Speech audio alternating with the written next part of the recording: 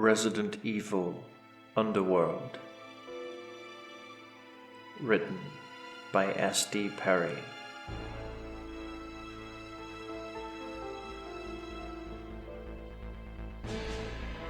Prologue. There are 1,000 hacking at the branches of evil to one who is striking at the root. Henry David Thoreau. Associated Press, October 6, 1998. Thousands killed as fire sweeps through mountain community. Mysterious illness may be involved. New York.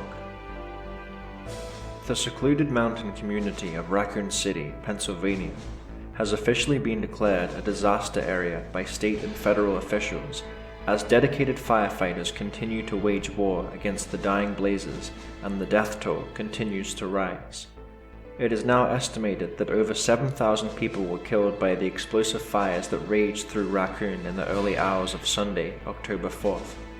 It is being called the worst US disaster in terms of lives lost since the Industrial Age, and as national aid organizations and international press flocked to the blockades surrounding the still burning ruins of the city. Shocked friends and family of Raccoon citizens have been gathering, waiting for word in nearby Latham.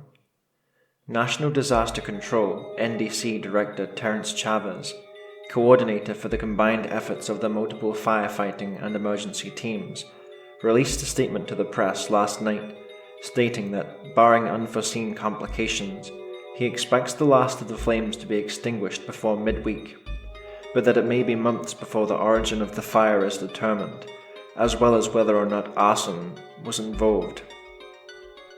Said Chavez, "The magnitude of the damage in terms of area alone is going to make finding the answers a great undertaking, but the answers are there.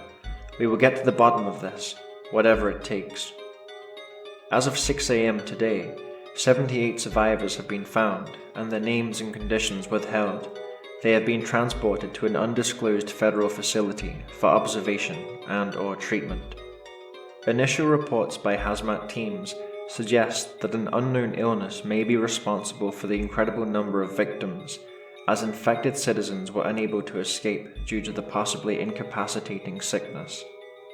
There is the further suggestion that the disease may have induced violent psychosis in some of those infected.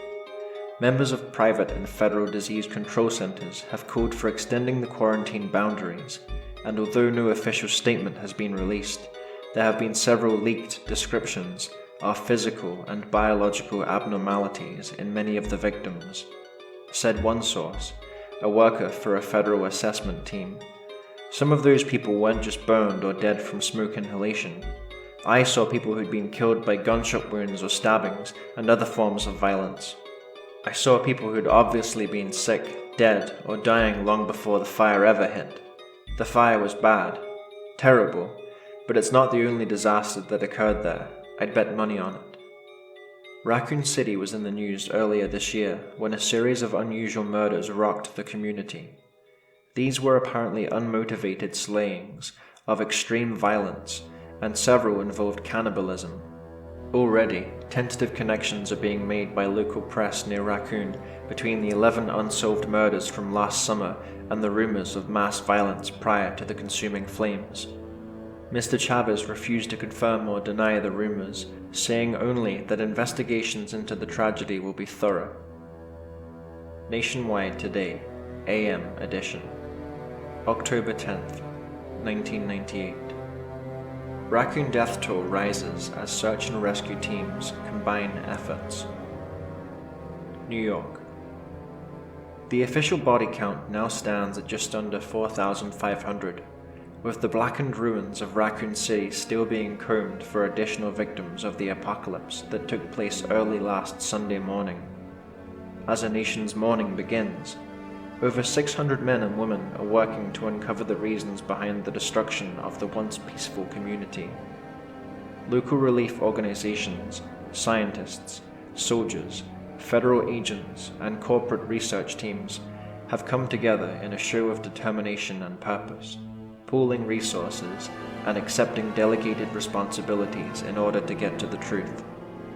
NDC Director Terence Chavez, the official head of the effort, has been joined by top researchers from disease control centers all around the world, national security agents from several federal branches, and a privately funded team of microbiologists from Umbrella Inc., the pharmaceutical company, which is investigating the possibility that there may be a connection between their chemical lab on the outskirts of the city and the strange infection now being called Raccoon Syndrome. Initial studies of this illness have been vague and inconclusive, says Umbrella team leader Dr. Ellis Benjamin, but we're convinced that the citizens of Raccoon were infected with something, either accidentally or intentionally. All we know at this point is that it doesn't seem to have been airborne, and that the final result was rapid cellular disintegration and death. We still don't know if it was bacterial or viral, or what the symptoms were, but we won't rest until we've exhausted all of our resources. Whatever the findings, and whether or not Umbrella Materials were a part of it, we're committed to seeing this through to the end. It's the least we can do, considering how much our company owes the people of Raccoon. The Umbrella chemical plant and administration facilities in Raccoon City provided nearly 1,000 local jobs. The 142 survivors are still being held in quarantine for observation and questioning at an undisclosed location. While their identities are still being protected, the FBI has released a statement listing medical conditions. 17 survivors suffered minor injuries but are in stable condition. 79 are still on a critical list following surgical procedures, and 46 of the survivors, while not injured, have suffered some major mental or emotional breakdown. There is no confirmation as to whether or not any are infected with the syndrome, but the statement did include a reference to survivors' stories that verified the existence of the infection.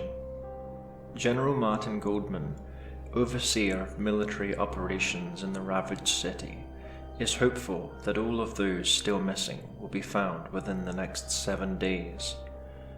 We've already got 400 people out there working 24/7, searching for survivors and running identification checks, and I just got word that another 200 will be coming in on Monday.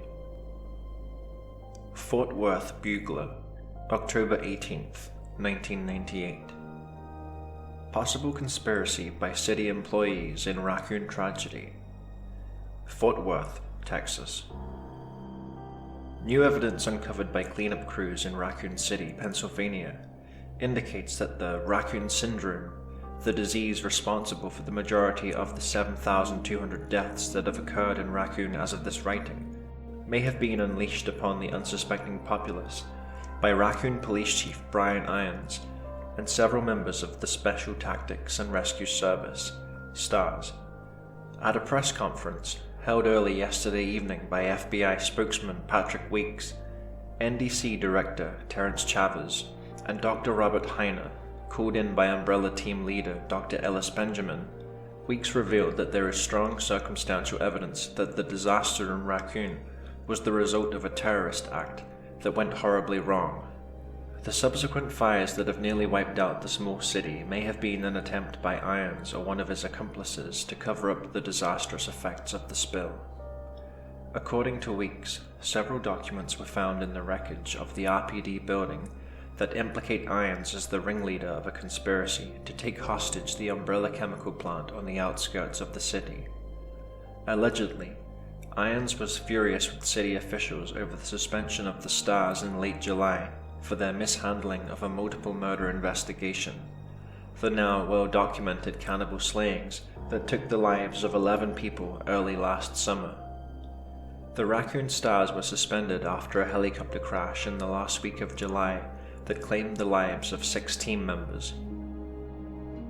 The 5 surviving STARS members were suspended without pay after evidence suggested drug or alcohol abuse in connection to the crash, and while Irons publicly advocated the suspension of his elite squad, the documents found indicate that Irons meant to threaten Mayor Devlin Harris and several city council members with the spill of extremely volatile and dangerous chemicals unless certain financial demands were met. Weeks went on to say that Irons had a history of emotional instability and that the documents, correspondence between Irons and an accomplice, revealed a plan by Irons to extort ransom from Raccoon and then flee the country. The accomplice is named only as CR, but there are also references to JV, BB, and RC, all initials for 4 of the 5 suspended stars.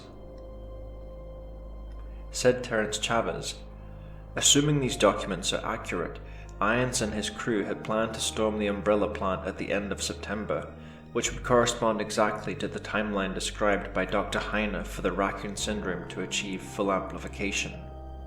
We're currently operating under the assumption that the takeover did take place and that an unexpected accident occurred with cataclysmic results. At this time, we don't know if Mr. Irons or any of the stars are still alive, but they are wanted for questioning. We've released a national APB, and all of our international airports and border patrols have been alerted. We urge anyone with information relating to this case to come forward."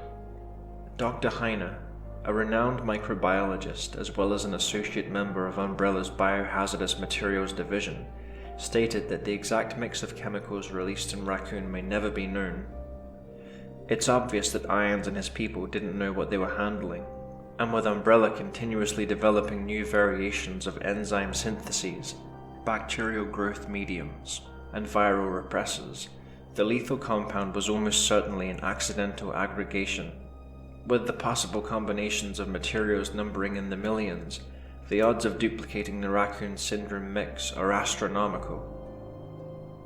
The STAR's national director wasn't available for comment, but Lyda Willis, regional spokesperson for the organization, has gone on record as saying that they are shocked and saddened by the disaster, and would devote every available agent to search for the missing STAR's team members, as well as for any contacts they might still have within the network.